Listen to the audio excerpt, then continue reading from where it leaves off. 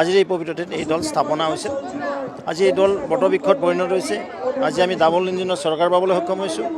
কেন্দ্ৰত আমি দুজনকৈ প্ৰধানমন্ত্ৰী পালোঁ, প্ৰয়াত প্ৰধানমন্ত্ৰী অটল বিহাৰী বাজপেয়ী। দ্বিতীয়তে আমি পালোঁ নৰেন্দ্ৰ মোদী ডাঙৰীয়া, তেখেতৰ তৃতীয়টো কাৰ্যকাল আমি পালোঁ। অসমতো আজি 16 চনৰ পৰা আমাৰ একেৰাহে আমি চৰকাৰ গঠন কৰিবলৈ সক্ষম হৈছোঁ। আজি দেশৰ সৰহসংখ্যক ৰাজ্য ভাৰতীয় জনতা পাৰ্টি NDAৰ নেতৃত্বত আজি অসমতো আমি সকলো জিলাতে আমাৰ কাৰ্য বিস্তাৰ হৈছে, আমি সেৱা দিবলৈ সক্ষম হৈছোঁ। এনেস্থলত মই কোটি কোটি ভাৰতীয় জনতা পাৰ্টিৰ শুভাকাংক্ষী আমাৰ আত্মীয় কাৰ্যকৰ্তাক ধন্যবাদ আৰু কৃতজ্ঞতাৰ লগতে শুভেচ্ছা জনাইছোঁ। খুব ভাল হ'ব।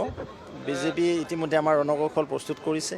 যোৱাকালি মেনিফেষ্টো কমিটিৰ মিটিং হৈ গ'ল আৰু প্ৰতিখন বিধানসভাত আমাৰ সন্মানৰ বিধায়কসকল, সাংসদসকল, লগতে মিত্ৰপক্ষৰ যি অসম গণ পৰিষদ আছে, অন্যান্য যি সৰু সুৰা দল আছে, তেওঁলোকৰ লগত আমাৰ আলাপ আলোচনা হৈ গৈছে।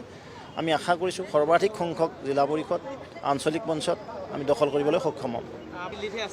আমি কৈছোঁ যে কংগ্ৰেছ এতিয়া আপোনালোকৰ টিভি চেনেলত আছে আৰু খবৰ কাগজতে আছে, ৰাইজৰ মাজত কংগ্ৰেছ নাই।